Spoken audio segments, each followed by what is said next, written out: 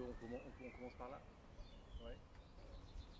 Alors, c'est vrai que pour les auteurs, mais presque au moins autant, voire plus pour les éditeurs, la question des choix lexicaux dans l'aventure qui est la nôtre chez Wild Project, c'est-à-dire le déploiement des pensées de l'écologie, la question des choix lexicaux est super critique, majeure, assez fine, complexe. On y accorde beaucoup d'importance. Pourquoi ? Parce que les titres, les sous-titres, les quatrièmes de couverture, le nom des collections, c'est vraiment la partie de l'éditeur. L'auteur, l'autrice arrive avec un livre, un manuscrit plein de mots, évidemment, qui constitue lui-même un paysage lexical. Mais comme nous, on a la charge de mettre l'étiquette sur la bouteille, il faut qu'on appelle, comment on appelle les cépages, comment on appelle les terroirs. La question du choix des mots, elle est majeure. Et elle est on pourrait dire, impure d'un point de vue purement intellectuel. Elle pourrait être vécue comme impure parce qu'elle comporte des enjeux qui vont être d'ordre purement philosophique et conceptuel et des enjeux qui sont aussi un petit peu commerciaux quand même, parce qu'on vend des livres, c'est pas neutre non plus. Et on pourrait dire, c'est un drôle de métier qui vient mélanger la pureté de la pensée avec des éléments commerciaux. Alors évidemment, moi, je ne peux pas être plus hostile à cette dépréciation. Je pense que l'acte commercial a une grande noblesse et pour moi, il est du même ordre que la conversation. Le commerce, c'est une conversation où simplement il y a une monnaie d'échange à un moment, mais on converse en fait. On commerce, d'ailleurs, le commerce des idées, avoir commerce avec quelqu'un. Et donc... Et à l'inverse, ça veut dire aussi qu'il n'y a pas de choix purement commerciaux non plus. Le choix commercial est aussi un choix philosophique et politique. Et donc, le choix des mots, c'est un truc, mais alors qui nous occupe, qui m'occupait seul pendant la première décennie et maintenant qui nous occupe en équipe depuis cette nouvelle décennie, et qui pose des tas de problèmes. Alors, vous proposez de commencer par le nom de la maison lui-même. Alors, le nom des maisons, c'est toujours un peu embarrassant parce qu'on démarre un projet à un temps T avec un mot, et puis... ce mot, il est ce qu'il est à ce moment-là, et puis après, les années passent, le projet évolue, et des fois, on est plus ou moins embarrassé par ce mot. Le fait, par exemple, d'avoir choisi un nom anglais pour cette maison d'édition, ce n'est pas un choix que je ferai aujourd'hui. Il était justifié à l'époque par le fait que j'avais découvert les pensées de l'écologie dans les mondes anglo-saxons, premièrement, que la France était très réfractaire à l'écologie philosophique, deuxièmement, et donc je voulais aussi affirmer ce truc international en provincialisant la France, d'une certaine façon. Il y avait un enjeu aussi d'un très très jeune homme qui avait moins de 30 ans et qui voulait un peu jouer un coup de force générationnel par le détour de l'anglophonie, de l'hégémonie anglophone, mais c'est pas un choix que je ferai aujourd'hui. Et il y avait ce mot wild que j'aimais beaucoup, qui n'est pas du tout, qui est vraiment à distinguer de wilderness. La wilderness, c'est un mot que je revendique pas et que j'utilise pas, à part négativement, parce que la wilderness désigne cet espace sauvage, dénué d'humains, en dehors de nous, qui est vraiment purement la nature au sens moderne du terme, c'est-à-dire le non-humain, quoi. La nature en tant que non-humain, en tant que vierge de toute trace, en plus sur fond colonial, parce qu'en fait, cette wilderness américaine était pleine d'aménagements amérindiens invisibilisés, donc c'est l'horreur totale. Donc la wilderness, c'est une notion moderne et coloniale. Mais wild, pour moi, c'était presque le contraire, parce que dans l'usage anglais du terme, ça renvoie à la fois à l'intérieur et à l'extérieur. Il y a du sauvage en nous. En anglais, on dit couramment de quelqu'un, she's wild or he's wild, ça veut dire il est fou, elle est folle, elle est spontanée, elle est dingue, négativement ou positivement d'ailleurs. Et donc j'aimais beaucoup ce mot qui parlait pour moi de quelque chose de l'ordre de la dédomestication intérieure aussi. Pour moi, la philosophie de l'écologie allait avec quelque chose de rétablir le sauvage en nous. Mais franchement, il y a des pages de Thoreau qui sont impeccables sur ce sujet-là. Donc pour moi, wild, c'était un mot dans la culture littéraire qui était assez établi et installé. Néanmoins, ça a été quand même un pavé de malentendus parce que, par exemple, le jour où la maison est née, quasiment, Bruno Latour avait promis de faire un événement à Sciences Po. C'est une anecdote mais intéressante sur le partage lexical des territoires intellectuels. Et donc, je l'avais relancé en disant bonjour, Bruno Latour. On avait parlé d'un événement à Sciences Po. Il me répondait plus. Et puis après, je le croise et il me dit ouais, j'ai vu passer ton wild là, j'aime pas du tout. Et donc, le choix de ce mot-là, il était clairement anti-latourien. Il avait raison. C'était pas du tout un mot latourien. Et moi, j'étais pas latourien du reste, donc il l'a bien vu. Mais c'est pour dire que c'était un mot qui était clivant parce que je pense que dans l'esprit de Latour, wild, ça renvoyait beaucoup à wilderness. Ça renvoyait un truc soit romantique, soit, je sais pas, ça allait pas. Donc, pendant quelques années, ce mot-là, il m'embarrassait. Et puis, finalement, avec le temps, je me le suis réapproprié. Et la façon dont on le définit maintenant au sein de l'équipe aussi, en tant que dans cette sorte de dédomestication, c'est plutôt en référence à cette grande aventure qui est aussi ancienne que la modernité, qui est très peu documentée, parce que par définition, c'est quelque chose de furtif qui n'a pas laissé de traces écrites, ou très peu. C'est cette immense résistance à la modernité dès l'invention des plantations et de l'esclavagisation de personnes. C'est le marronnage, l'art du marronnage, l'art de fuir la plantation. Et c'est en requalifiant mon wild de dédomestication comme marronnage, comme fuite en fait de l'espace moderne, de la philosophie moderne, comme démantèlement de la philosophie moderne, en fait, on détruit la maison du maître de la plantation, en fait, quand on fait l'écologie politique sérieusement.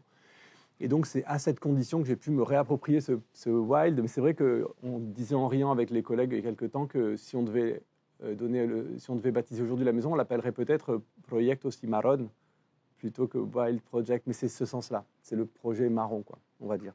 Sans réappropriation culturelle, parce que mon histoire à moi n'est pas celle d'un descendant de personnes esclavagisées ou quoi. Mais... Donc sur ce wild, il y a ça. Et aussi une raison qui fait que je revendique aussi fortement Finalement, 15 ans plus tard, je suis heureux que cette maison d'édition porte ce nom de sauvage, de wild. C'est que il y a un petit problème, à mon sens, sur le diagnostic. Pourtant, on a l'impression qu'on en parle tous les jours, mais il y a un petit problème sur le diagnostic de en quoi consiste la crise écologique. Depuis une décennie, il y a eu une espèce de mouvement d'opinion sans agent facile à identifier. C'est un truc très global, mais qui a eu tendance à remplacer la crise écologique par une crise climatique. Il y a une sorte de synonymisation comme ça, bizarre, qui s'est faite comme ça. On ne parle plus de la crise écologique, ça paraît ringard, on parle du climat. L'enjeu climat, le climat, c'est devenu le mot.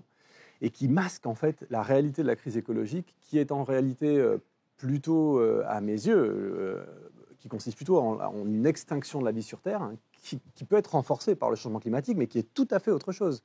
Et donc toutes les mesures qu'on prend contre le changement climatique, de décarbonation, etc., en fait, n'aident pas du tout à limiter l'administration de la mort, en quoi consiste notre organisation concrète.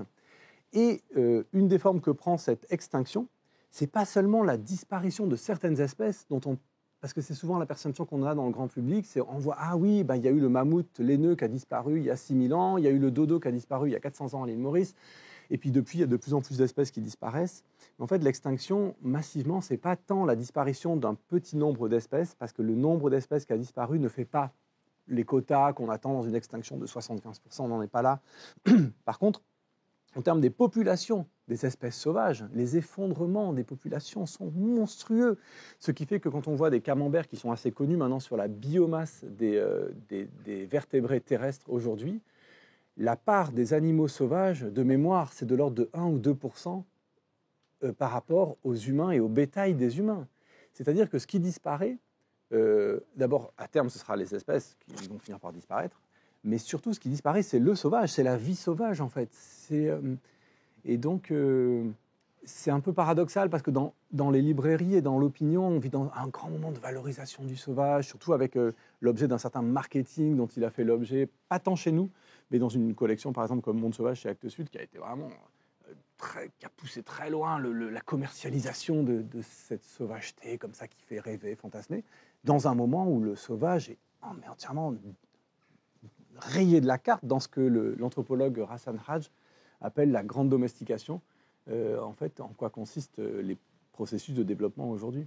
Donc finalement, ce wild vient, tout ça pour dire que on l'assume pas mal, parce que la question de que reste-t-il du wild, en nous et hors de nous, en fait, me paraît une belle entrée dans la question écologique en général.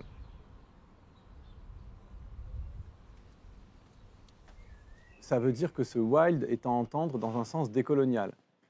Alors, il y aurait énormément de choses pour moi à dire là-dessus, pour une raison simple, c'est qu'en réalité, la colonne vertébrale de mon parcours en tant que quelqu'un qui vient de la philosophie et qui depuis mes études, baigne dans cette discipline-là et avance mon petit bout de chemin philosophique, non pas pas tant comme un auteur, un petit peu comme un auteur, mais surtout comme un éditeur, mais en tout cas les deux se mélangent, et j'ai ma vie philosophique qui avance, et la colonne vertébrale de ma vie philosophique, c'est quand même l'écologie en tant qu'elle est radicalement et essentiellement décoloniale.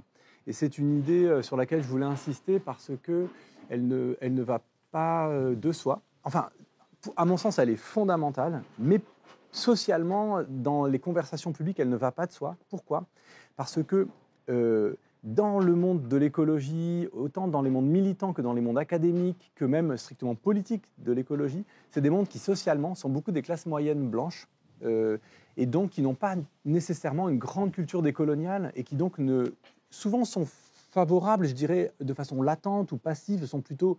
Il y a même eu un tiers-mondisme chez les Verts à une certaine époque, donc il peut y avoir un internationalisme soft chez les écolos qui est tiers-mondiste. Arne Ness était tiers-mondiste. Bert Callicott était un grand militant des civil rights. On ne sait pas ça, mais il était là le jour où Martin Luther King s'est fait assassiner. Il avait 20 ans. Donc il y a cette latence-là, mais ce n'est pas vraiment pris en charge. Parce qu'il n'y a pas la culture du côté de la classe moyenne blanche, la culture décoloniale que vont porter des gens concernés. Et à l'inverse, du côté des mondes militants décoloniaux, l'écologie fait, de façon absolument symétrique, l'écologie, qui est perçue souvent comme un truc de blanc, à juste titre d'une certaine façon, sociologiquement, n'est pas toujours articulée. Alors depuis quelques années, il y a certaines personnes, pour parler que en France, il y a certains auteurs super intéressants et autrices qui sont apparus, qui ont pris le sujet en charge, comme Fatima Wassak, Denetem Touambono, Malcolm Ferdinand et d'autres. Et donc le sujet, ça y est là. Et une fois qu'il est là, on voit qu'il est majeur pour une raison extrêmement simple en réalité. C'est que l'écologie, en remettant en cause le dualisme hiérarchique nature-culture, en fait, touche à la matrice du logiciel colonial. Parce que lorsque l'homme blanc vient expliquer à l'indigène que en fait, son monde est fini, parce que le sens de l'histoire, c'est le développement, la civilisation, et qu'en fait, lui, il a deux solutions. Soit il met une cravate, il parle français et il s'intègre au monde développé, soit il meurt parce que c'est le destin manifeste des indigènes de mourir et le destin manifeste des civilisés de conquérir les territoires indigènes. Donc ça, si on enlève ce discours-là, il tient dans un dualisme hiérarchique nature-culture, il tient vraiment. Si on pense vraiment que la nature est ce contre quoi la civilisation doit lutter, qu'elle doit dominer, conquérir, battre, maîtriser, on est coloniaux, il faut l'être. Et donc l'écologie, pour moi, désamorce le cœur du logiciel colonial, en une phrase. Donc c'est à la fois évident et socialement un peu dans un angle mort encore. Donc c'est pour ça que c'est... Et même chez Thoreau, pour faire le lien avec ce qu'on disait tout à l'heure sur le wild, même chez Thoreau, lorsqu'il fait ses analyses si profondes et assez spirituelles sur la notion du sauvage, c'est quand même relié en arrière-plan à une valorisation des cultures amérindiennes. Il y a un truc qui pointe son nez. Chez Thoreau, qui regarde vers l'ouest aussi, qui valorise vachement les pensées indiennes, chinoises. C'est un peu flou, mais quand même, il y a quelque chose, on voit, qui vient désamorcer l'Occident ou la modernité comme guerre, quoi. Il y a un truc là-dedans. Et puis, dans le mouvement de la contre-culture, le pacifisme, le tiers-mondisme sont majeurs avec l'écologie. Donc, il y a vraiment un truc qui est, voilà, pour moi, central, mais pas assez dit. Voilà, je voulais réinsister là-dessus.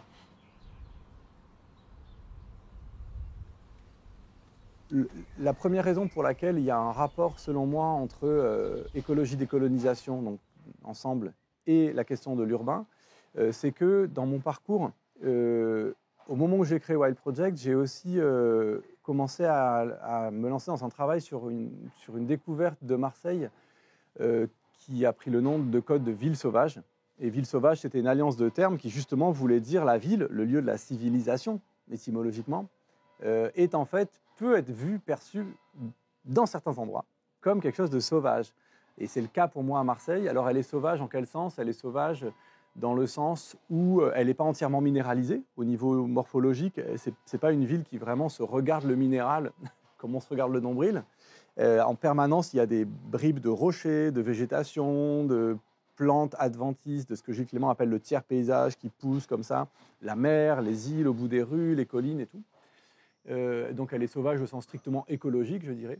Mais elle est sauvage aussi au sens un peu sociologique, à plein d'égards. D'abord dans le fait du mélange à Marseille entre la culture citadine et la culture rustique. Ça, c'est un truc très important qui est très bien raconté par Marcel Pagnol, même par Renoir, dans les films de Renoir sur Marseille aussi, ou sur Martigues.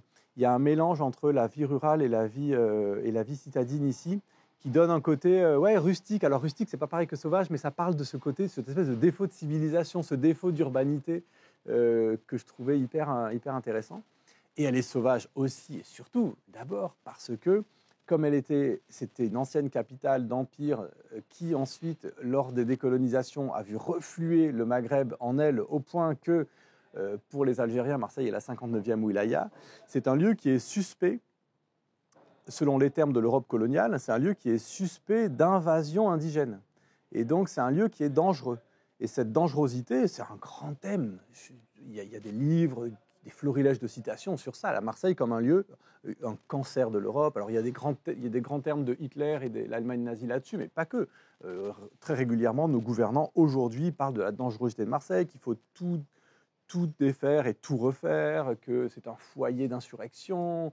On a les forts ici qui sont dirigés vers la ville. Donc, ce lieu menaçant pour la civilisation, moi, je trouvais ça passionnant parce qu'il y a quelque chose d'insurrectionnel dans l'écologie et dans l'écologie décoloniale, évidemment encore plus, l'écologie en tant qu'elle est décoloniale. Et donc Marseille était pour moi, de façon hyper personnelle, existentielle et intime, c'était aussi le lieu dont j'avais besoin pour pouvoir mener ma vie sauvage, pour pouvoir mener mon projet philosophique, mener ma maison d'édition, que j'avais créée au départ à Paris en 2008, mais je sentais que j'étais dans une dissonance cognitive en créant ça. Je me retrouvais dans un espace purement urbain, académique, à parler des idées, de bibliographie, mais ce n'était pas incarné. Et donc, j'avais envie, à titre personnel, de vivre à Marseille depuis des années où j'avais déjà vécu, qui était ma ville de cœur. Mais surtout, j'avais besoin d'être porté par un milieu qui m'aide à aller dans le sens où je voulais aller. On peut pas... il y a cette phrase, je sais pas d'où elle vient, que j'aime beaucoup, qui vient de la sociologie sûrement, qui dit « Notre milieu nous pense ». Notre milieu professionnel nous pense. Et plus les années passent, plus nos cheveux blanchissent, et plus notre milieu nous pense. L'emplacement professionnel où on est, les mondes sociaux où on traîne. Et Marseille, pour moi, était une garantie d'aller dans la direction où je voulais aller. Et j'ajoute à ça qu'en appelant Marseille ville sauvage, c'est pas seulement une façon de dire que Marseille est sauvage dans tous ces sens-là, écologiques, décoloniaux et tout, mais qu'elle est, donc en valorisant la notion du sauvage, mais c'est aussi une façon de dire Marseille nous permet de définir ce que veut dire sauvage, nous permet de voir ce que c'est vraiment que le sauvage. Ça n'est pas le monde naturel hors de nous, dans un parc national, préservé, impeccable. Ça n'est pas non plus le danger insurrectionnel contre lequel il faut lutter. Le sauvage, c'est peut-être justement l'endroit où le civilisé et le naturel se mêlent. Et donc, pour moi, ma conception du sauvage, ma définition du sauvage, c'est plus le paysage urbain marseillais ou les mœurs urbaines marseillaises que la wilderness. C'est justement là que je trouve le véritable sauvage, dans une face des modes de vie marseillais aussi, qui sont, je trouve, qui incarnent des formes de résistance à cette grande domestication dont on parlait auparavant. Il y a un autre endroit où l'écologie décoloniale rencontre les enjeux urbains, et ça, je l'ai découvert à la suite d'une décennie quasiment de création de sentiers métropolitains, avec cette sorte de randonnée périurbaine, de GR 2013, et notamment au sein de l'agence des sentiers, cette agence d'urbanisme un peu atypique que j'ai créée avec l'urbaniste Paul-Hervé Laveissière, le géographe urbaniste et auteur Paul-Hervé Laveissière, qui est mon comparse dans ces aventures-là. Et à l'issue de cette décennie de marche, un jour, on faisait un petit exposé comme ça dans une fac américaine avec Paul Hervé. Et il a dit un truc que j'ai trouvé super beau, que je ne pouvais pas dire moi, parce que je n'avais pas eu son parcours, bien qu'on était ensemble dans cette histoire. Il a dit que lui, en tant qu'urbaniste, il avait appris à faire la ville sur des plans zénithaux et à faire des traits, sur des cartes en vue zénitale, comme ça. Et au fur et à mesure, donc la ville, comme dans sa pratique, dans ce qu'on lui avait appris à l'école, s'organisait d'en haut sur des cartes avec des traits, avec des masses, avec des assignations à fonction des zones et tout ça. Et qu'après une décennie de sentiers, il faisait une sorte de bilan de son expérience intensive de la marche en milieu périurbain, où on passe 20 km par jour dans des banlieues, des espaces urbains, centre-ville, franges rurales des villes. Et lui, il disait que finalement, au bout de 10 ans, ces 10 ans de pratique urbaine avaient été pour lui une sortie de la pratique de l'urbanisme. Je me ressaisis de ces mots parce que je l'ai fait mien, j'avais adoré son propos, et que finalement, il avait compris à l'issue de ces 10 ans que l'urbanisme était une pratique coloniale en soi, en fait, dans sa vue comme ça, zénitale, dans l'idée que c'est les instances gouvernementales qui doivent organiser le territoire, que le territoire est quelque chose soit de chaotique, soit de problématique qu'il faut cadrer, qu'il faut mettre dans des plans. Et lui disait que finalement, notre pratique des sentiers métropolitains était une espèce d'immense documentation de la puissance d'auto-organisation des territoires. Et j'avais trouvé ce propos super intéressant et je trouvais qu'il résumait, je me le suis fait un peu mien aussi tout en le citant, parce que je trouvais qu'il résumait très bien aussi ce qui m'avait tant passionné sans que je mettre des concepts exactement dessus. Dans ces 10 années de marche intensive dans les territoires périurbains qui m'avaient fait renoncer quasiment à la marche en montagne. Alors qu'à la base, je venais de la randonnée classique, des GR et tout, mais ça m'intéressait tellement moins que ces grandes marches dans les métropoles et les villes plus ou moins grandes, d'ailleurs même les villes plus petites du monde. C'était si passionnant, mais sans que je sache toujours dire pourquoi. Et là, je trouvais qu'il avait bien capté le truc. Et donc, c'est ce que certains auteurs appellent aussi la désurbanisation ou le désurbanisme, l'idée de sortir de cette pratique de l'urbanisme qu'un auteur qu'on publie et qu'on aime beaucoup aussi, Sébastien Marot, qui est philosophe et philosophe de l'architecture. Il a tendance à dire que l'urbanisme a été créé, enfin il dit que l'urbanisme a été inventé au XIXe siècle pour répondre à la congestion urbaine qui était liée à l'industrialisation, avec l'exode urbain, donc des villes pleines d'usines, de fumée, de gens, puis avec l'encombrement ensuite des véhicules, puis des voitures, et que donc l'urbanisme était une tentative de réponse à ça. Et que quand on voyait l'ampleur de l'échec, finalement, de l'urbanisme, puisqu'on ne peut pas dire que l'urbanisme a réglé les problèmes de la forme des villes sur la Terre, puisque la forme qu'ont pris les villes aujourd'hui avec l'explosion des tâches urbaines est l'une des principales responsables de la 6e extinction, donc c'est dramatique. Et donc, quelque part, moi, la façon dont je le lis, je ne sais pas si Sébastien Marot serait d'accord avec cette formule, mais pour moi, je trouve que les travaux de Sébastien Marot, notamment dans son exposition « Prendre la clé des champs », sonnent le glas de l'urbanisme, c'est fini, quoi. Et donc, il y a autre chose à inventer. Alors, effectivement, un des plaisirs qu'on trouve dans la pratique de la marche en milieu périurbain, que je conseille vraiment à tout le monde, au moins une fois ou deux dans sa vie, il faut faire ça, parce que c'est une cure de réalité qui nous permet de prendre la mesure de notre ignorance sur ces territoires urbains qu'on habite sans les connaître, et de toute la beauté qui réside dans ces territoires qu'on a tendance à considérer comme ordinaires ou moches même parfois, ou peu intéressants, ou j'en sais rien. Et c'est vraiment une expérience passionnante de l'ordre d'une expérience esthétique. C'est comme voir une expo, mais qui serait génialissime, ou un film, mais qui serait extraordinaire. Enfin, il y a vraiment un truc auquel les artistes marcheurs marseillais m'ont initié et que je trouve grandiose. C'est une expérience géniale. Et un des plaisirs de cette expérience-là, pour ceux qui l'ont fait, ils comprendront tout de suite de quoi je parle, parce que ça fait l'objet de débriefs interminables avec les gens, avec nos co-marcheurs avec qui on marche. C'est l'articulation de l'échelle la plus fine à l'échelle la plus vaste. Parce que quand vous marchez environ, en général c'est une vingtaine de kilomètres l'unité d'une journée de marche en milieu périurbain, et à l'issue de cette journée-là, ce qui vous reste dans la tête, c'est un milliard de toutes petites sensations hyper précises qui tiennent à la taille de nos pieds, nos mains, des détails qu'on a pu lire sur un mur, une plante qu'on s'est baissé pour ramasser. Nos photos d'ailleurs montrent tous ces zooms sur des choses qu'on voit. Et en même temps, à la fin de la journée, quand on est allé, mettons, de Marseille à Plan de Campagne, le centre commercial entre Aix et Marseille, à pied, on a marché 20 km pour aller du centre-ville à Plan de Campagne, on commence à prendre la mesure avec le corps de la taille, on commence à le ressentir physiquement, la taille de la métropole Aix-Marseille, une sensation qu'on n'aura jamais en voiture, même si on fait tous les jours le commute Aix-Marseille, on n'aura jamais cette sensation physique de la taille du territoire urbain, de la métropole, de l'aire métropolitaine Aix-Marseille. Et donc, ça fait un drôle de truc quand on rentre le soir. On a l'impression que dans son corps de porter, mais exactement comme quand on traverse un massif montagneux, en montagne, c'est le même plaisir au refuge, on repense à ces cols, ces vallées qu'on a traversées, on s'est mis à l'échelle du grand territoire, tout en ayant le souvenir de toutes ces choses hyper concrètes. Et donc ce jeu d'échelle fait partie des délices esthétiques et moraux et intellectuels de l'art de la marche en milieu urbain. C'est vrai que quand je repense à ces 15 ans de parcours chez Wild Project, il y a effectivement ces mêmes effets entre des extrêmes détails de choix des mots sur un sous-titre il y a 12 ans, qui résonnent avec ma propre trajectoire personnelle, qui se distingue aussi de la trajectoire du catalogue de Wild Project, parce qu'il y a des choses qui, moi, dans ma recherche philosophique personnelle, m'intéressent beaucoup, mais qui n'ont jamais trouvé leur place dans le catalogue, parce que la conversation n'était pas prête. Un exemple, c'est les questions, par exemple, d'ordre spirituel, qui ont toujours été latentes, très importantes chez moi, mais par défaut de conversation et d'interlocuteurs, elles sont restées un peu dans la soute du navire, et elles ne se voient pas au premier œil dans le catalogue, alors qu'en réalité, elles sont là fortement. Et je pense que maintenant, pour tout un tas de raisons, on est en train de les débloquer, de les faire monter. Mais pendant longtemps, je pourrais vous faire une liste de livres que je voulais publier, mais j'y ai renoncé parce que c'était trop théologique, ou je sentais que le public français de l'écologie politique s'est constitué sur un fond culturel assez matérialiste, pour des raisons intéressantes, hein, marxisme, anticléricalisme et tout ça, qui font que j'arrivais pas... Enfin, je veux dire, concrètement, on en aurait vendu 200 et personne n'en aurait parlé dans la presse. Donc, c'est pas ça qu'on veut pour nos livres. C'est hyper dangereux. Donc, il y a mon propre parcours de philosophe à moi, dans mon coin, qui se voit dans le catalogue des éditions Wild Project, mais pas entièrement.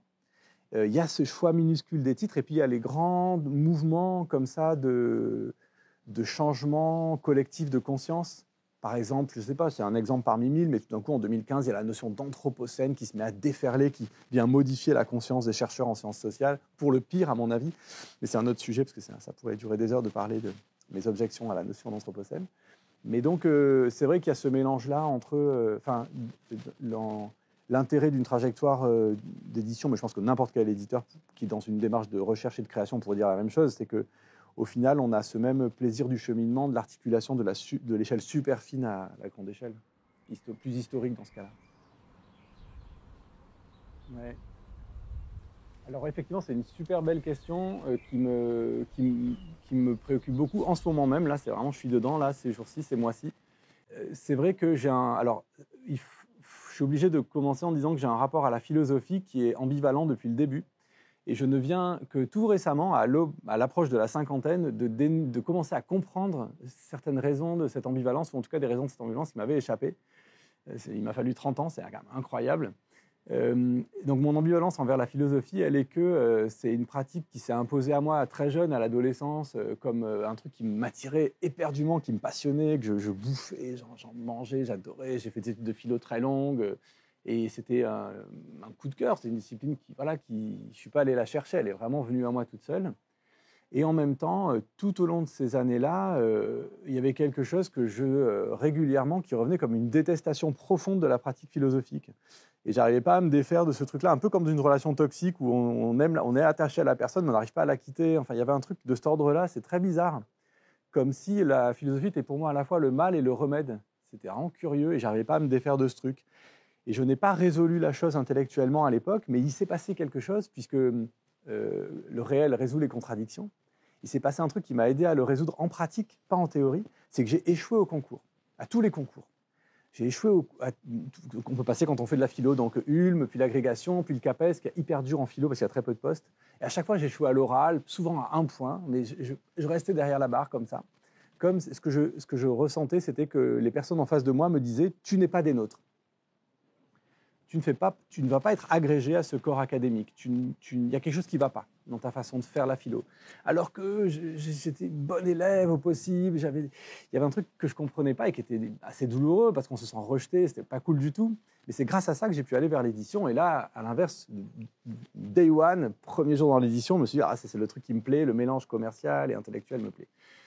Et donc, j'ai résolu le problème sans le résoudre, c'est que j'ai continué à faire de la philo sans m'en rendre compte, sans me le dire même, puisque pour moi la philo c'était fini, j'avais quitté l'académie, donc pour moi je faisais plus de la philo, je faisais de l'édition. Mais en réalité j'ai compris récemment que ce que j'ai fait depuis 15 ans chez Wild Project, en fait c'était de la philo toujours, mais simplement elle prenait une autre forme, d'une conversation à travers des livres en tant qu'entreprise commerciale qui fait des bouquins et qui développe des collections, des propos et tout, c'est quand même de la philo en fait, mais ailleurs et autrement. Et ce que j'ai compris récemment, c'est que là aussi, on retombe sur la question écologie coloniale, c'est que la philosophie telle qu'elle s'est, écologie décoloniale surtout, la philosophie telle qu'elle s'est cristallisée dans sa pratique moderne, comme on va dire ingénierie textuelle hyper sophistiquée, adossée à un corpus d'hommes, quelques femmes, mais très peu d'hommes blancs, essentiellement européens, qui se lisent et s'influencent les uns les autres dans une chaîne de causalité historique qui nous emmène rétrospectivement de Hegel vers Fichte, de Fichte chez Kant, puis de Kant chez Leibniz, puis de Leibniz chez Descartes, puis de Descartes chez Thomas d'Aquin, et puis chez Aristote, etc., dans cette espèce de grande file. En quoi consiste le corpus et la pratique de la philosophie moderne est en fait profondément coloniale, elle est au cœur de l'eurocentrisme. Et ça, je l'ai compris grâce à un livre qu'on a publié l'année dernière qui s'appelle « Ce sont d'autres gens », de Jean-Christophe Godard, un philosophe patenté, très fort techniquement en France, qui a fait un pas de côté, un immense pas de côté, et qui montre à quel point ce qu'est devenu la philosophie dans sa pratique moderne est profondément coloniale. Et c'est normal, puisque la modernité est caractérisée par son anti-écologisme profond et sa colonialité. Et donc, en fait, c'est pour ça que j'étais si ambivalent quand j'étais jeune homme, c'est que j'aimais la philosophie, mais pas en tant qu'ingénierie textuelle moderne adossée à un savoir eurocentré d'homme blanc. J'aimais la philosophie en tant que puissance cosmogénétique, c'est-à-dire en tant que puissance de faire des mondes, d'articuler des enjeux ontologiques à des enjeux éthiques, une puissance même mythogène, une puissance d'affabulation. Parce que la limite est en fait assez ténue entre la cosmologie, le mythe, l'affabulation, la fable, le récit, la fiction. Et la coexistence entre la littérature et la philosophie au XVIIIe siècle, elle va de soi. On est dans un moment encore d'aube de la modernité à ce titre. C'est-à-dire que Diderot est un littéraire autant qu'un philosophe. Il ne se soucie pas tellement de faire la part entre les deux. Ce n'est pas très grave, quoi. Le concept est imprégné d'affect dans le Neveu de Rameau, dans le Rêve de d'Alembert. Et en plus, Diderot, j'aime particulièrement parce que il nous montre un savant endormi qui est en train d'avoir des rêves érotiques avec Julie de Lespinasse à ses côtés. Donc, il montre aussi la faiblesse du concept pris dans des bains d'affect. Et ça me convient. Ça me convient. C'est-à-dire qu'en fait, j'ai réalisé que, pour moi, mais ça, c'est vraiment tout récent, j'ai réalisé que pour moi, il n'est de concepts qui tiennent écologiquement et décolonialement que s'ils baignent dans des affects qu'ils ne cherchent pas à dissimuler, mais qu'ils déposent, avec lesquels on avance, on dépose les armes des affects. Parce que cette scission entre les affects et le concept fait partie des dualismes hiérarchiques de la modernité. Et donc, je remercie à ce titre Catherine Larère qui avait effectivement fait cette remarque très désagréable dans la presse en disant « Ah, mais Baptiste, il ne pense pas en fait. Il a des affects. » C'était assez insultant et j'ai vécu ça comme l'énième rejet par les mondes académiques de mon travail de philosophe en tant qu'auteur ou éditeur. Mais finalement, derrière la petite blessure narcissique que ce commentaire de Catherine avait causé, qui est en plus une compagne de route depuis 15 ans dans le comité éditorial, qui a joué un grand rôle chez Wild Project, c'était hyper blessant. Et en même temps, ça m'a permis de comprendre que ma pratique du concept est donc dans l'affect. Et pourquoi est-ce que la pratique du concept doit, selon moi, être dans l'affect? C'est parce que la raison ne doit pas s'autonomiser comme un espace autorégulé qui pourrait légiférer de façon analytique et interne comme ça sur le réel, mais que la raison doit comprendre qu'elle est un outil au service de quelque chose de plus vaste dont elle fait partie, qu'on peut appeler l'esprit ou l'âme. En psychologie, on appelle l'âme, parce que la psychologie est la science de l'âme, de la psyché, et que donc la raison, pour moi, doit vraiment être au service de cette entité plus large qui est l'âme. Et c'est exactement la perspective de gens comme Jung, qui sont classés en psychanalystes, psychologues analytiques, mais qui en fait pour moi sont des immenses philosophes, tout simplement. Et je pense que, alors j'en fais pas une doctrine que j'imposerai à tous mes camarades, mais pour moi, une pratique écologique et décoloniale de la philosophie doit forcément être spirituelle. Et ça veut dire quoi? Ça veut dire que la raison doit se faire petite à l'intérieur de l'âme dont elle émane. C'est pas possible de... Et cette raison autonomiste, c'est celle que mes jurys d'agrègue, que Catherine Larère, là, me reproche de ne pas entrer dans cet espace-là. Mais en fait, ça y est, à 50 ans, j'ai compris pourquoi. Je refuse. Je n'irai pas, je ne veux pas y aller. Depuis 2019, il s'est passé un changement hyper important dans la vie de la maison d'édition. C'est qu'on est passé d'une décennie où j'étais absolument tout seul avec des niveaux de vente. Enfin, il y avait une sorte d'estime critique qui était correcte de la maison. Il y avait des gens de qualité qui disaient que c'était du super travail, un très beau catalogue, mais en termes de chiffre de vente, ça restait minuscule. C'était vraiment très marginal. Et depuis 2019, il s'est passé plein de choses. À la fois, ces chiffres ont explosé tout d'un coup, mais vraiment pas comme une croissance qu'on appellerait en économie une croissance. C'était pas une croissance, c'était une explosion. On a fait x4 tout d'un coup. Donc, je le vis plutôt comme je ne sais pas si c'est un atterrissage ou une floraison plutôt. On avait semé pendant 10 ans et tout d'un coup, ça a fleuri. Donc, c'était magnifique à vivre. Au-delà de la question purement financière qui nous permettait de faire plus de choses, etc., qui me permettait surtout de ne plus être seul. C'était très beau de voir, c'était très joyeux de voir tous ces livres enfin lus, circulant, vivants. C'était magnifique. Et cette même année 2019, sont arrivées des personnes clés de la maison d'édition qui contribuent aujourd'hui à faire de Wild Project ce qu'elle est. D'abord, l'auteur, traducteur et éditeur Marin Schaffner, qui était tout jeune à l'époque, qui avait 26 ou 27 ans et qui a écrit Un sol commun à l'époque. Dans la même période, Georgia Froman, qui était encore plus jeune et qui était formée à l'anthropologie et qui est devenue une personne clé dans l'entreprise. Et la même année, Gayane Zavato. Et donc, tout d'un coup, on était 4 en un an, j'étais plus seul. Et donc, il y a eu ce double changement. On avait beaucoup plus de succès commercial. On était 4 et j'étais plus seul. Et c'était aussi la fin de l'objet social qu'on avait conçu initialement. Au départ, Wild Project avait été créé, c'est ce que j'avais écrit en 2008, faudrait que je retrouve les documents, on les a, l'archive, c'était pour importer et acclimater en France les pensées de l'écologie anglo-saxonne. Et donc ce truc en 2019, ça y est, il était fait. On n'allait pas continuer pendant 10 ans encore, à 4, à remplir les BU de livres de 400 pages, fondateurs des pensées de l'écologie. Enfin, je veux dire, il y en avait assez. Chez nous, on avait publié une centaine quasiment déjà. Il y en avait plein à la découverte aussi, aux empêcheurs de penser en rond. Il y en avait chez Dehors, il y en avait au Passager clandestin, rue de l'Échiquier. Enfin, ça va, je pense, j'ai jamais fait le calcul complet, mais on en avait plusieurs centaines de bouquins. Il y avait une sacrée bibliothèque d'écologie politique et philosophique qui était créée. Et donc, c'était un drôle de moment parce que c'était un flottement. Quand vous atteignez l'objectif d'une entreprise, ben c'est génial parce que c'est un succès. Mais en même temps, c'est très bizarre parce que vous avez épuisé votre objet. Enfin, c'était pas très agréable à vivre. En fait, c'était déstabilisant. On savait plus qui on était, ce qu'on devait faire. Et donc, c'est dans cette phase-là, entre 2019, 2020, 2021, avec le Covid aussi, la découverte du biorégionalisme dans le catalogue et tout, que c'est ouvert un horizon qui nous a... tout d'un coup, je vous épargne, c'était 3 ans de conversation de bureau quotidienne, donc c'est hyper long à expliquer, mais en gros, on est arrivé sur le moment où on s'est dit qu'en fait, on devait changer de posture et qu'il fallait qu'on soit désormais dans une attitude non seulement prospective et non plus rétrospective, parce que jusque-là, on avait fait une récapitulation de l'histoire de l'écologie comme un mouvement culturel fondamental. Mais là, c'était plus récapitulatif, c'était prospectif, d'une part. Et d'autre part, il y avait cette idée complètement... il fallait une idée dingue aussi pour nous inspirer pour 10 ans, puisque l'idée précédente était dingue. Acclimater en France les pensées de l'écologie, c'était un vaste programme tout de même. On l'avait fait, mais bon. Il fallait à nouveau une idée dingue. Et même, je dirais, encore plus dingue, puisqu'on était 4 et qu'on avait une belle maison d'édition dans nos mains. Et donc, la nouvelle idée dingue, c'était de dire, mais en fait, on n'a pas d'autre solution que de sortir de la société industrielle, selon l'expression de Ivan Illich ou de Serge Audier, qui parle de société écologique. Mais qu'est-ce que ça veut dire sortir de la société industrielle dans nos modes de vie, nos pratiques? C'est vertigineux. On n'a évidemment pas la réponse. Et qu'est-ce que ça veut dire mettre en œuvre des sociétés écologiques? Et surtout, comment est-ce qu'on peut remobiliser toute cette énergie intellectuelle qu'il y a dans les pensées de l'écologie, au lieu de la transformer en produit marketing sur l'exotisme du sauvage, de la remobiliser pour politiquement aller vers la transformation sociale, qui est vraiment l'horizon tel que mon collègue Marin Schaffner y insiste toujours à partir de Murray Bookchin sur le fait qu'aucun des problèmes écologiques qu'on rencontre ne pourra trouver de solution sans une transformation sociale profonde, en fait.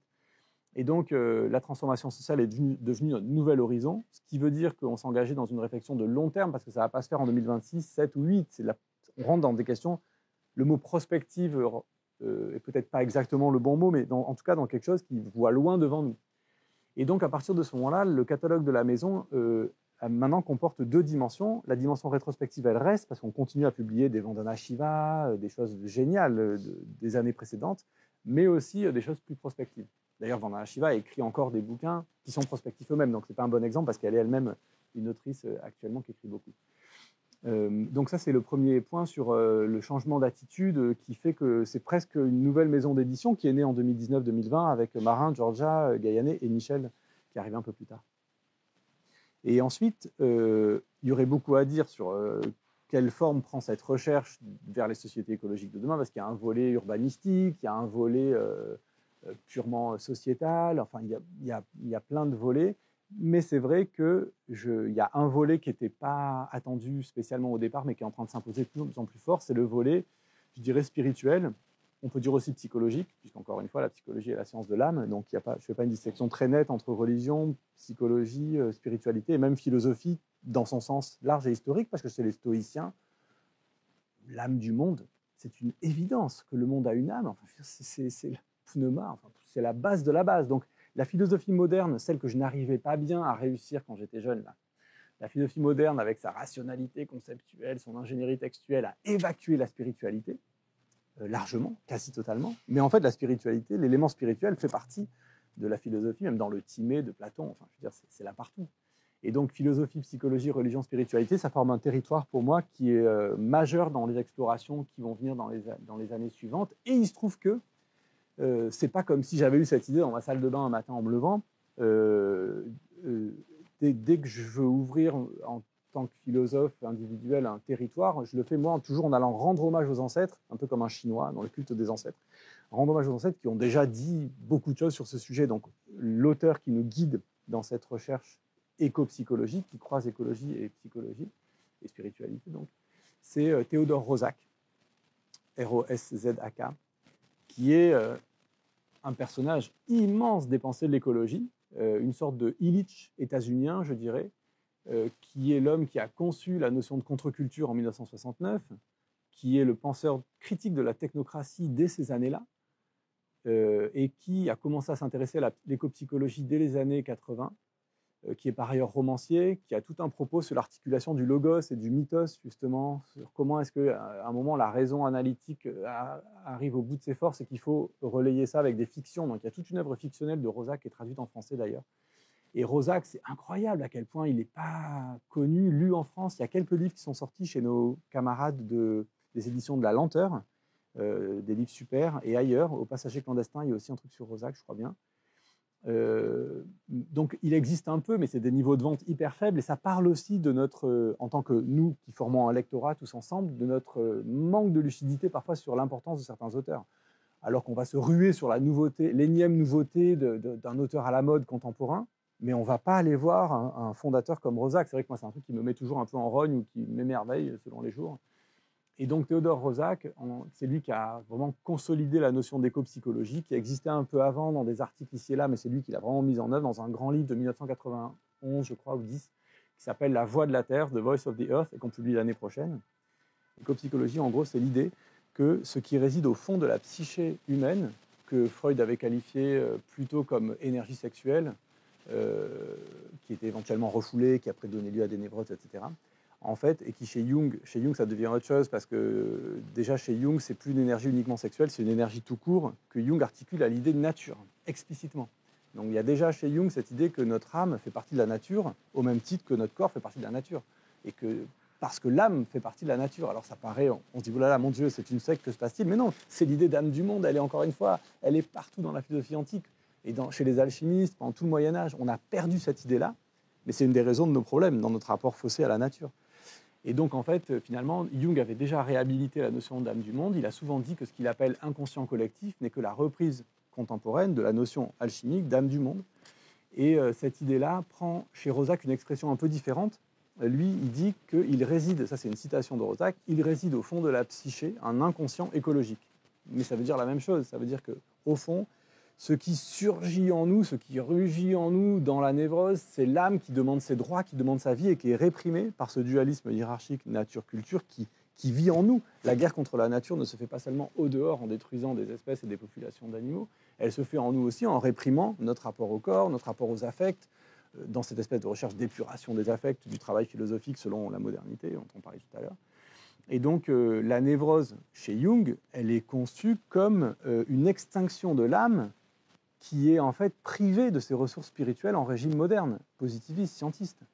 Et donc, tout d'un coup, c'est très beau parce qu'on voit que ce qui fait rage en dehors de nous comme destruction de la nature sous la forme d'extinction, fait rage aussi en nous sous la forme de destruction de notre nature intime, intérieure, celle de nos affects, de notre vie spirituelle, comme névrose. Donc, extinction au dehors, névrose en dedans, ce sont les deux volets symétriques de la crise écologique qui nous impliquent dans le plus intime.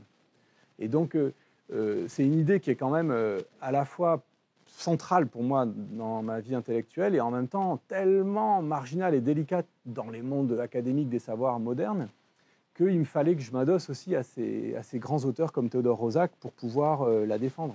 Et on voit que ces idées-là, c'est beau quand même parce que dans la culture populaire des classes moyennes de la contre-culture, c'est pas du populaire, mais bon, c'est une petite classe moyenne blanche, quoi, ou une petite bourgeoisie blanche. On voit que ces idées-là, elles avaient infusé, vous vous rappelez, le hippie, enfin, qui mélange écologie, sexe libre, LSD, découverte de l'âme. Jung était très à la mode à cette époque, en plus.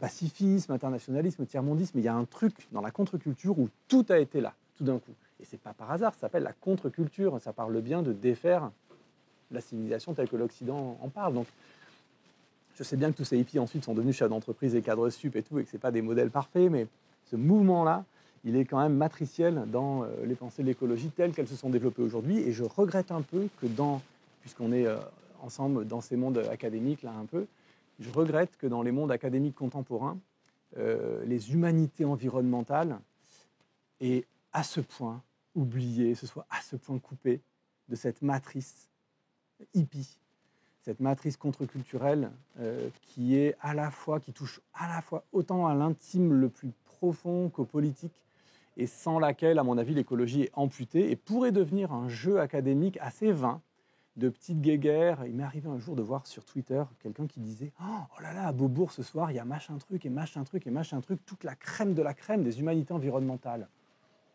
Alors j'ai fait une capture d'écran de ce tweet, parce que je trouvais que ça disait bien ce qui était en train de se passer dans la mode intellectuelle. Actuellement, on est quand même très très loin de la contre-culture quand on voit un truc pareil. On est vraiment dans une mise au service auprès du bloc bourgeois de cette espèce de pensée de l'écologie dépolitisée qui nous invite à nous reconnecter à quelque chose. Enfin, c'est quand même assez flippant. Et donc, je trouve que c'est important que les humanités environnementales restent, que nous on appelle d'ailleurs humanité écologique, restent conscientes de l'héritage contre-culture et hippie sans lequel elles n'existeraient pas et dont elles, je trouve, s'émancipent un peu trop facilement, ouais, je trouve. Eh bien oui, alors d'abord le premier point, c'est que en fait la littérature avait toujours été présente dans le catalogue, mais elle était peu visible pour des tas de raisons un peu triviales aussi et pragmatiques, liées au fait que c'était une toute petite maison d'édition en 2010 qui avait 4 livres au catalogue, parce que la première collection de littérature, elle s'appelle Tête nue, et je l'ai créée en 2011 de mémoire, un truc comme ça, avec un entretien entre Gary Snyder, un grand justement poète de la contre-culture et de l'écologie, et Jim Harrison. Et donc, et puis après, il y a eu des romans, il y a eu des trucs. Il y a toujours eu de la littérature chez Wild Project, mais la maison était trop petite, elle n'était même pas encore connue en non-fiction, donc se faire une place en fiction, c'était hyper dur. Donc, pardon pour ces remarques triviales, mais ça fait partie aussi de notre vie d'éditeur. Et on n'arrivait pas à imposer ça. Il y avait tout un tas de bouquins que j'avais dans le viseur, que je voulais publier depuis longtemps, et qui avaient été tous pris par Gallmeister quelques années auparavant. Donc, mon réservoir était un peu vide. Et puis aussi, dans cette collection, on a publié beaucoup de textes théoriques, d'éco-critiques, d'éco-poétiques. Et donc, ça brouillait un peu les cartes aussi. Bref. Donc, tout ça pour dire, cette collection Tête nue n'est restée très, très peu visible pendant longtemps aussi en termes de chiffre de vente. C'était souvent décevant. En deçà de ce que méritaient les livres qui étaient souvent bons. Et donc, on a failli abandonner la littérature parce que pour une maison d'édition qui est consacrée à la non-fiction, c'est un défi d'avoir par ailleurs de la littérature. Ce n'est pas les mêmes rayons, ce n'est pas les mêmes libraires, ce n'est pas les mêmes journalistes. Et d'ailleurs, les grandes maisons d'édition de non-fiction auxquelles on peut penser, la Fabrique, la Découverte, il n'y a pas de littérature en réalité parce que ce n'est pas du tout évident. Donc la sagesse aurait voulu que nous y renoncions. On a failli le faire. Et là, on était vraiment sur le fil, on ne savait pas si on relançait ou pas la collection. Et là, il s'est produit un événement qui a fait basculer, la balance proverbale était vraiment comme ça en équilibre. Il s'est produit un tout petit événement, une plume qui est tombée et qui a fait basculer le truc. C'est qu'on a reçu un magnifique manuscrit, écrit par 3 personnes, 2 bergères et un professeur d'université, qui avaient voulu ensemble réécrire les bucoliques de Virgile à la sauce contemporaine, à 3 voix. Et on a trouvé le projet complètement dingue, la réalisation étrange mais magnifique. Et on s'est dit, bon, on ne peut pas dire non à ce manuscrit, il est trop beau, il brasse trop de belles choses. Et en plus, mais par contre, si on l'accueille, on ne peut vraiment pas le mettre dans nos collections hors littérature. Donc ça veut dire que, allez, on le fait, on se lance, on crée la collection littérature. Et donc c'est comme ça avec ce manuscrit donc, qui s'appelle Pastoral, de Violaine Béraud, Florence Deboeuf et Jean-Christophe Cavalin, que la collection est née. Et il se trouve que ce manuscrit, en plus, a eu un grand succès d'estime et commercial. Il a rencontré un grand public. Et donc, ça nous a encouragés. Dans la foulée, on a publié plein d'autres bouquins. Et c'est assez beau la direction que ça prend, parce qu'en 12 mois, là, en un an, c'est une histoire assez récente, on a enchaîné avec... D'abord, il y avait la réédition du livre de Mathieu Duperrex, Voyage en sol incertain, qui était déjà dans la collection Tête nue, donc on a remis là, parce qu'il y a la lisière entre littérature et philosophie. Ensuite, il y a eu le premier livre de Rachel Carson de 1941, qui est un livre extrêmement lyrique sur c'est un récit interne de la mer raconté depuis les espèces qui la peuplent, du point de vue des espèces elles-mêmes. Donc c'est un projet littéraire à la fois hyper risqué, difficile et très contemporain aussi. On a plein de gens dans les masters d'éco-poétique et création aujourd'hui qui écrivent du point de vue des espèces et tout, donc c'est rigolo qu'elle ait fait ça en 1941. On a publié aussi tout récemment un roman qui m'a énormément enthousiasmé, qui s'appelle Le soulèvement du Pacifique et qui raconte, dans de la politique fiction, l'indépendance de la Nouvelle-Calédonie. Et aussi, juste avant, le journal d'un paysan de Jean-Noël Falcou. Oui, je n'ai pas dit que Le soulèvement du Pacifique était écrit par un garçon qui s'appelle Enzo Le Sourd. Et le journal d'un paysan de Jean-Noël Falcou, c'est très beau aussi. C'est un journal pendant 1 an au quotidien de la réalité d'un paysan bio qui fait de l'agrumiculture, de la culture d'agrumes, et qui raconte la réalité de son métier au quotidien. Ça m'a énormément touché en tant qu'éditeur. D'ailleurs, j'ai essayé de faire la même chose d'un journal d'un éditeur au quotidien et je n'ai pas réussi à tenir une semaine. Et faites l'exercice, c'est assez dur. Et donc, il a une puissance littéraire et une volonté assez spectaculaire, ce Jean-Noël Falcou. Et après, au-delà de la collection de littérature qui est en train de prendre forme et de trouver son public, là, ça marche enfin. Donc, on est hyper heureux. Et ça part dans plein de directions différentes. Vous voyez, des choses qui touchent presque aux sciences, des choses qui sont très politiques et décoloniales, des choses très rustiques. Donc, c'est beau. J'aime bien la façon dont ça prend forme et ça nous surprend. C'est-à-dire que ce n'est pas le résultat d'un projet hyper écrit au préalable. On improvise avec ce qu'on reçoit comme manuscrit, on est hyper attentif. Voilà. Et de façon plus générale, pourquoi j'avais fait ce choix risqué en 2011, qui a été un peu un échec de mettre de la littérature, pourquoi on refait ce choix en 2024 de remettre la littérature alors que le bon sens entrepreneurial inviterait plutôt à s'économiser, à ne pas faire ça. C'est parce que dans ma pratique de la philosophie, on le disait tout à l'heure, pour moi, ce lien entre littérature et philosophie, il est organique. Il renvoie pour moi à des gens comme Diderot ou d'autres personnes de ce siècle-là d'ailleurs. Il renvoie aussi à, encore une fois, la porosité entre logos et mythos. Je refuse l'idée que le logos soit séparé du mythos. Ça ne me va pas du tout. Je pense que c'est justement le régime moderne de la pensée, de croire que nous, en Occident, on aurait élaboré une raison qui se serait émancipée du mythe et que le mythe, on laisse ça à Homère, aux Grecs vraiment très très antiques ou alors aux indigènes, mais nous on n'est pas dans le mythe, on est dans la raison, alors qu'il est évident que le scientisme est un mythe énorme, que la science est une religion, je veux dire c'est patent, mais on ne le vit pas comme ça, ce qui est le socle de notre supériorité civilisationnelle qui permet encore une fois les attitudes coloniales. Et donc le fait que l'écologie aujourd'hui, les humanités environnementales parfois s'adossent à un certain scientisme, à un certain culte des sciences naturelles, moi me pose problème sur le plan décolonial, ça ne va pas. Il faut qu'elle baigne dans le mythe. Enfin, et donc, moi, j'ai besoin de cette porosité science et littérature pour bien faire mon travail d'éditeur et de poursuivre ma propre trajectoire philosophique au sein de cette maison d'édition. Alors, effectivement, on reprend là le fil de ce qu'on disait tout à l'heure sur le fait que ma pratique philosophique prend la forme de la gestion d'une entreprise commerciale, pour le dire de façon un peu exprès brutale comme ça. C'est un truc qui, moi, me plaît, tout simplement, dans la pratique, sans que je conceptualise trop, ça me plaît, j'aime ça. Mais après, si on y réfléchit un petit peu, et on le fait tous les jours avec l'équipe, on est obligé, ça a des tas et des tas d'implications vraiment hétéroclites. Alors, je ne pourrais pas faire le tour de tout, parce qu'il y a trop de choses à dire là-dessus, mais ça veut dire, encore une fois, qu'on navigue toujours entre l'acte artisanal de produire des livres. Alors le mot produire, il est compliqué aussi, mais en tout cas de donner naissance, on peut dire, d'engendrer des livres. Et d'autre part, l'acte de les promouvoir, de les vendre. J'ai mis du temps à comprendre mon propre métier d'éditeur et de comprendre que toute maison d'édition est vraiment un truc à deux... Il y a deux entités dans une maison d'édition. Il y a vraiment un atelier d'artisans qui fait en sorte qu'on arrive à avoir les livres les plus beaux possibles en tant qu'objet, avec des textes les plus nickels, avec une harmonie entre l'épaisseur du bouquin, le titre, le sous-titre, la quatrième, la photo de couverture, le graphisme et tout ça fasse un bel objet. Et moi, c'est la partie qui m'a toujours attiré et passionné le plus, cette partie artisanale, malgré tout. Alors, c'est un drôle d'artisanat, parce que vous allez me dire, attendez, artisan, c'est quelqu'un qui fait un truc avec ses mains. Là, vous n'écrivez pas le texte, parce que c'est l'auteur ou l'autrice. Vous ne faites pas l'objet, parce que c'est l'imprimeur. Donc, excusez-moi, mais où est l'artisanat exactement de l'éditeur ? Et la question se pose réellement. On pourrait même de loin se dire, les éditeurs sont des gens en fait, qui ne font rien et qui blablatent et qui font des mondanités. Enfin, la question peut se poser quand on ne connaît pas le métier. Et en réalité, pour moi, c'est vraiment de l'artisanat. Et cet artisanat consiste à être les chefs d'orchestre de la réalisation de l'œuvre close, l'œuvre finie, imprimée, qui ne bouge plus. Et la clôture de l'œuvre est quelque chose qui est difficile, complexe, qui crée des tensions psychologiques, des tensions dans le planning. À un moment, il faut finir. C'est très dur de finir un texte. Et c'est aussi la beauté de le clore. Alors, moi, j'aime bien les textes qui comportent des imperfections et qui assument leurs imperfections. Mais même si le texte, en tant qu'œuvre d'art, a des imperfections, néanmoins, l'objet, il doit être clôturé, lui. Et lui, on n'est pas là pour faire des coquilles non plus spécialement. Donc, il faut que l'objet ait une perfection, même si le texte lui-même joue avec des imperfections.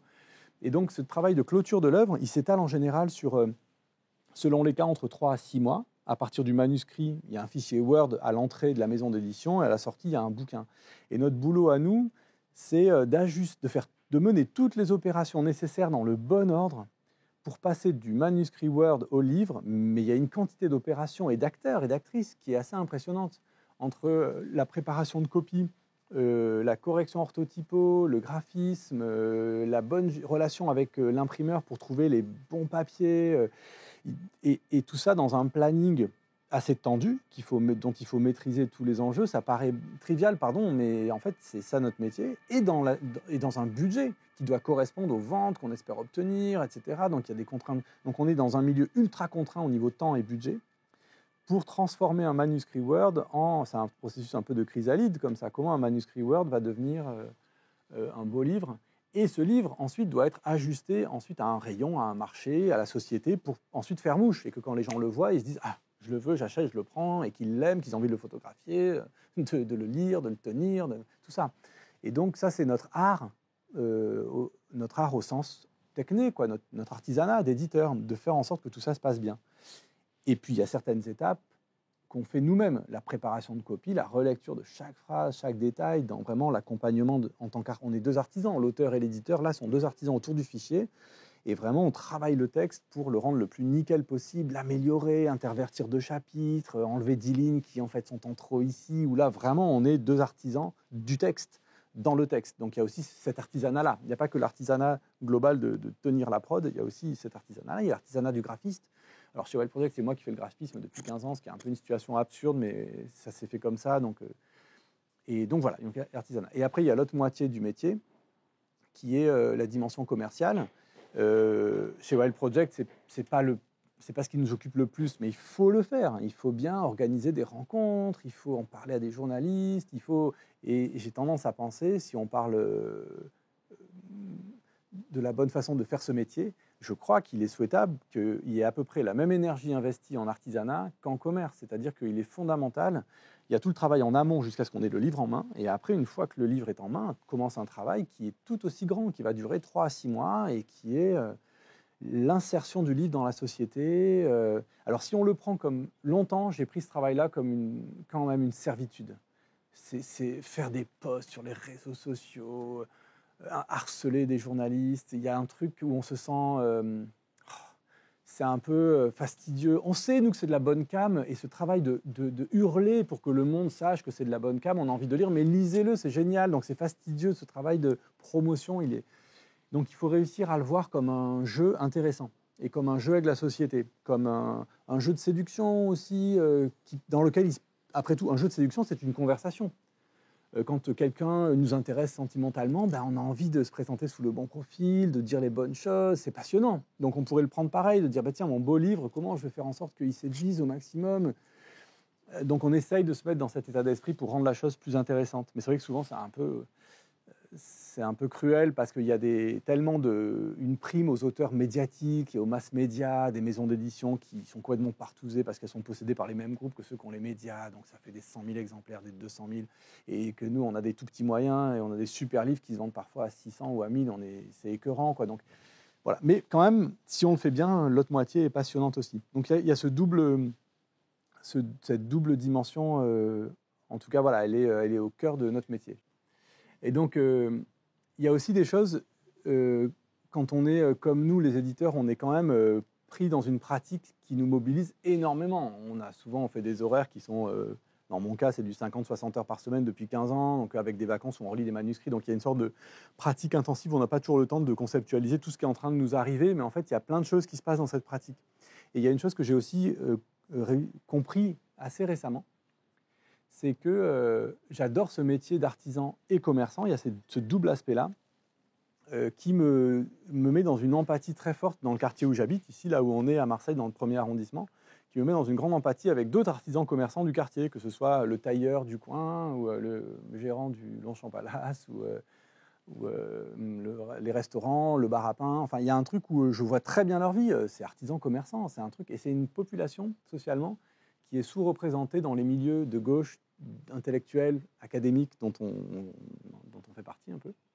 Et je ne sais pas si le mot c'est une fierté, mais j'appartiens à ce monde-là des artisans commerçants et c'est un truc que j'aime bien.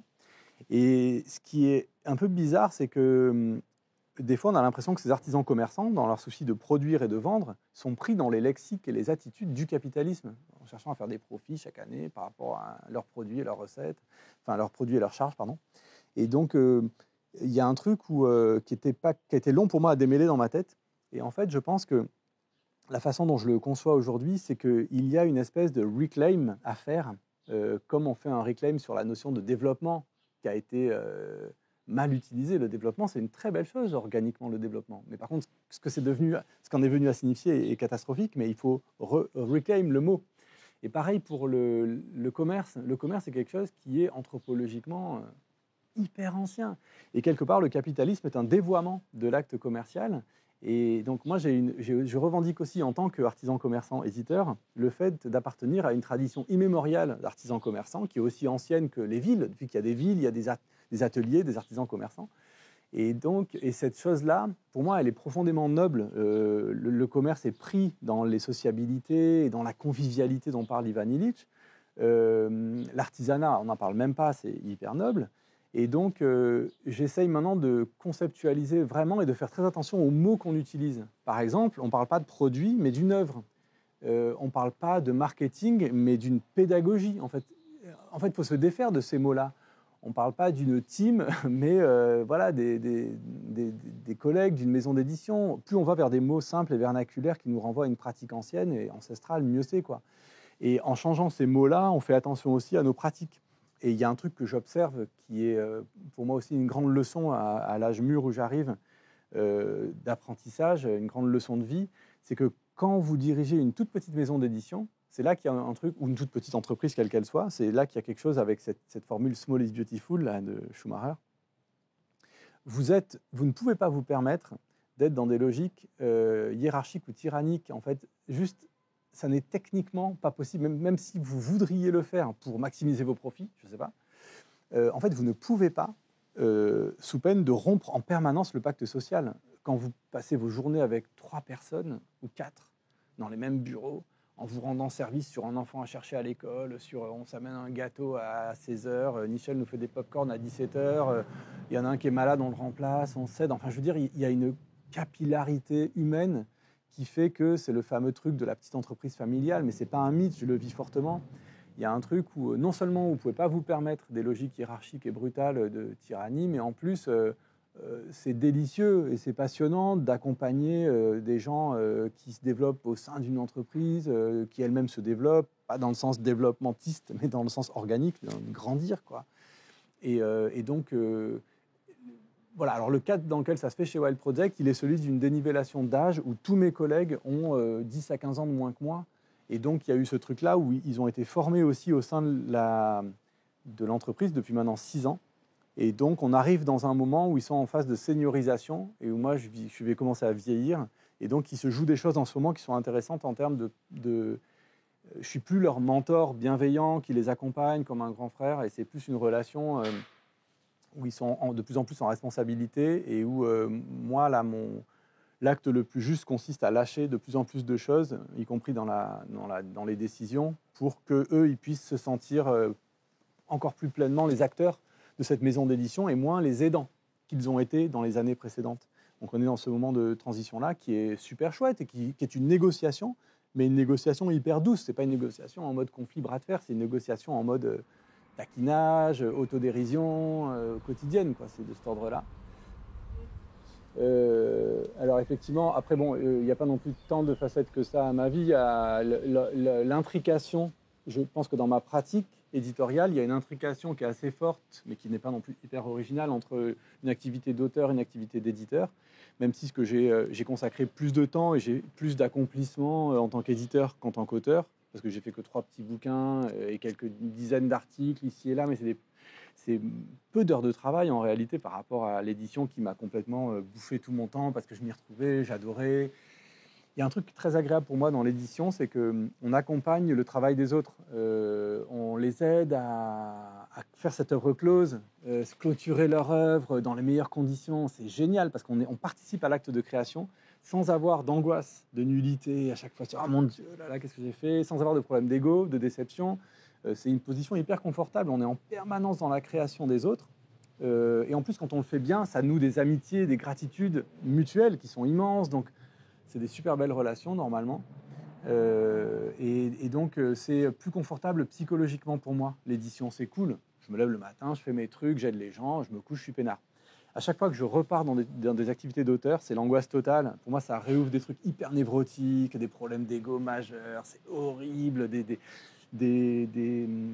espèces de haine de soi aussi, on n'aime pas ce qu'on fait, enfin haine de son travail, en tout cas, hyper fatigant. Néanmoins, lorsque j'ai renoncé parfois totalement à écrire, il y a eu des périodes vers 2015, 16, 17 où j'écrivais plus du tout.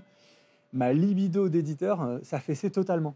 C'est-à-dire qu'en fait, je ne suis un bon éditeur et motivé et qu'à l'esprit qui est habité par les désirs de publier que lorsque moi-même je suis en travail. Et souvent, il y a des manuscrits que j'ai accueillis parce que j'y ai vu des aboutissements de mes propres tentatives d'écriture que j'avais abandonnées. Par exemple, vers 2016 ou 2017, j'avais commencé tout un manuscrit sur le sol, un truc un peu poétique sur le sol, sous tous ses aspects, que je trouvais archi nul, comme souvent. Et là-dessus, j'ai reçu le manuscrit j'ai vu passer le manuscrit de Mathieu Dupérec, Je voyage en sol incertain, et j'ai trouvé le texte époustouflant et qui venait accomplir. Tout était fait de ma pauvre tentative que j'ai mise à la poubelle. Et donc, ça m'est souvent arrivé. Un manuscrit inabouti à moi que je mets à la poubelle et à la place, je prends un manuscrit d'un autre que je trouve plus abouti et que j'ai le plaisir à défendre. Donc ça, c'est très bien. Le problème de faire ça, c'est qu'il y a un moment où on finit par étouffer sa propre voix. Et ça peut, voix X, quoi. Et ça peut, quand on a ce tempérament d'auteur, ça peut être problématique. Donc là, je suis dans une phase où plutôt je fais renaître l'auteur en moi. Ça me rend hyper heureux de le faire, donc c'était cool. Mais je voulais dire que ce mélange entre auteur et éditeur, il est quand même assez classique. La plupart des maisons d'édition avec lesquelles je m'identifie ont été menées par des gens. Je vois défiler que des figures masculines, ça m'embête un peu, mais non. Il y a Paola Anacona qui est éditrice et autrice brésilienne. Mais sinon, des gens comme Ferlinghetti avec City of Lights à l'époque de la génération des beatniks, c'était un grand poète-éditeur. Maspero, évidemment, Eric Azan, c'est des figures qui sont... donc l'artisan, auteur, éditeur, c'est un classique aussi, j'ai rien inventé d'exceptionnel non plus. Et donc, voilà, peut-être que là, ce qui se passe avec ce dont on parlait tout à l'heure dans le mouvement avec l'équipe, c'est que peut-être que je suis en train de requalifier le travail que j'ai fait comme éditeur, de le requalifier maintenant en tant qu'auteur. Je suis dans ce moment-là de bascule où je me replonge dans une activité d'auteur et qui me fait du bien parce qu'encore une fois, c'était 15 ans de pratique un peu dans l'obscurité, le nez dans le guidon. Et j'aime bien cette notion de praxis qui parle de cette pratique avec du concept ou du concept qui se met en pratique. C'est ça la praxis, c'est ce mélange des deux. Et là, il y avait beaucoup d'éclaircissements à faire, beaucoup d'émêlage à faire sur le sens de cette praxis. Et alors, effectivement, avec quels mots, et ça reboucle avec notre conversation, le début de la conversation, qui était cette histoire des mots auxquels on accorde tant de soins dans le choix de nos titres et de nos collections, les mots qui animent la scène des pensées de l'écologie contemporaine, avec des mots qui sont hyper viraux, tout d'un coup, tout le monde les a sur la bouche, et des mots... Oui, effondrement, vivant, anthropocène, climat, et des mots qui sont à l'inverse fondamentaux selon nous dans les pensées de l'écologie et qui sont entièrement absents du vocabulaire général. Et donc c'est vrai que forcément dans l'effort de cette décennie-là, qui est l'effort en cours d'aller vers les sociétés écologiques de demain, nous-mêmes on s'est acclimaté à un nouveau lexique avec des espèces de mots viraux pour nous dans notre maison d'édition et dans nos livres, des mots clés, des mots qui sont des piliers pour construire les mondes de demain. Et alors, on a parlé tout à l'heure des questions de prospective, mais je pense que l'épine dorsale de cette projection vers les sociétés écologiques de demain, c'est la notion de descente énergétique, qui a été beaucoup promue par David Holmgren. C'est le philosophe Sébastien Marot qui nous a vraiment alerté sur l'importance de cette notion, de ce travail qui est indexé qui vient ensuite d'un écologue, Odum, plus anciennement, mais la notion de descente énergétique, elle est vraiment fondamentale, et c'est l'idée d'une division d'un facteur 4 ou 5 ou 6 de notre consommation globale d'énergie en tant que société. Donc c'est colossal, il ne s'agit pas de réduire de 50% ou comme le dit Jean Covici, d'avoir 10% de voitures en moins en 2050, mais on n'est pas du tout dans ces ordres-là. Il s'agit de diviser par 4, 5 ou 6 notre consommation globale d'énergie en tant que société. Ça veut dire vraiment sortir de la société industrielle. Les conséquences en termes de mode de vie, enfin c'est vertigineux, c'est immense. Et en même temps, c'était à peu près les conditions dans lesquelles vivaient nos arrière-grands-parents. Donc la société de nos arrière-grands-parents. Donc c'est pas non plus inimaginable. Non pas qu'il faille revenir à ce qu'ils faisaient, parce que tout a changé, donc il va falloir le faire différemment. Mais l'idée de la descente énergétique, telle que Ivan Illich aussi la préconise, entendue comme une cure de désintoxication de cette surabondance énergétique qui en fait détruit le corps social, et comme une super bonne nouvelle, il n'y a plus de drogue, il n'y a plus d'alcool, bah super, on va devoir avoir une vie saine, enfin c'est chouette quoi, en tant que société. Donc ça c'est un enjeu majeur, et ce mot descente énergétique, il est quasiment absent non seulement du discours médiatique, mais du discours politique, du discours même des humanités environnementales, enfin c'est hallucinant. Pareil, le mot de sixième extinction, qui constitue pour nous le diagnostic de la crise écologique, il est quasiment absent. Les gens ne savent pas exactement ce que c'est. Au mieux, ils savent que c'est la liste rouge de l'UICN, alors qu'encore une fois, c'est les populations plus que les espèces, ou tout autant, ou moins, enfin bref, et les habitats. Donc ce mot-là et cette notion-là, elle n'est pas connue. Qu'est-ce qu'on a comme mot-clé? Ah oui, il y a évidemment la question de la plantation. La plantation, donc, comme ce modèle colonial de monoculture dans lequel on cherche à cultiver une seule espèce en détruisant toutes les autres et en ayant en prenant une main-d'œuvre esclavagisée, assignée à résidence, déshumanisée pour augmenter les rendements, tout ça pour des actionnaires qui sont à 10 000 km, qui voient juste ont besoin de leur profit intensifié. La plantation, avec un grand P, c'est vrai que c'est la matrice de la monoculture dans laquelle on vit aujourd'hui, et c'est fondamental pour nous pour penser le monde dans lequel on vit. C'est une espèce de gigantesque plantation. D'où l'importance du marronnage, du reste. Même si le marronnage en tant que blanc n'a pas le même sens que le marronnage en tant que non blanc, mais quand même. Donc ça, c'est fait partie de nos mots-clés. Il y en aurait sûrement d'autres. J'avais fait une petite liste d'ailleurs là-dessus, mais en tout cas, avec descente énergétique, sixième extinction, plantation, marronnage, on est sur des trucs. Et oui, et la notion de démantèlement aussi, qui est fondamentale pour nous. Ah oui, il y en a deux autres. Alors le démantèlement, c'est important. Il m'arrive parfois de qualifier le travail philosophique qu'on fait chez Wild Project comme un travail de démantèlement philosophique du cosmos moderne. On vient casser ce dualisme hiérarchique homme-nature qui s'adosse dans toute la série des dualismes hiérarchiques à sujet-objet, vous savez, raison, passion, homme-femme, etc., etc. Et il y a aussi une autre notion qui est hyper importante dans l'émergence de l'écologie dans les années 60-70, c'était cette notion de désertion. Si la modernité est une guerre, ou la civilisation en régime colonial moderne est une guerre contre la nature, alors notre devoir c'est de déserter. On va publier bientôt le livre d'une déserteuse, Jeanne Mermet, en coédition avec Les Liens qui libèrent, qui s'appellera probablement Désertons. Et la notion de désertion, elle est fondamentale parce que, et elle rejoint les courants pacifistes, elle rejoint la lutte non violente de Gandhi, l'ahimsa, qui est l'ahimsa, la non-violence, c'est lui-même un concept qui vient du jaïnisme, un courant très ancien de l'hindouisme. Donc on est là sur des choses hyper importantes et dans cet horizon des sociétés écologiques de demain, il y a aussi la notion de la réparation ou de la guérison. Il va y avoir des territoires à réparer qui sont hyper abîmés, des sols à réparer qui sont morts, et des âmes aussi à réparer, des névroses à guérir. On est tous complètement fucked up par le patriarcat, homme ou femme, qui vient déséquilibrer en nous le masculin et le féminin. Ça se transmet par nos histoires individuelles de notre papa, notre maman, qui eux-mêmes ont hérité ça de leur papa, de leur maman. Mais en fait, c'est pas que des histoires de papa-maman, c'est hyper systémique. Et donc cette guérison des âmes et des territoires, pour moi, elle est aussi fondamentale, et elle est en haut de l'agenda de Wild Project sur cette décennie de société écologique de demain. La question de la réparation, elle est vraiment majeure.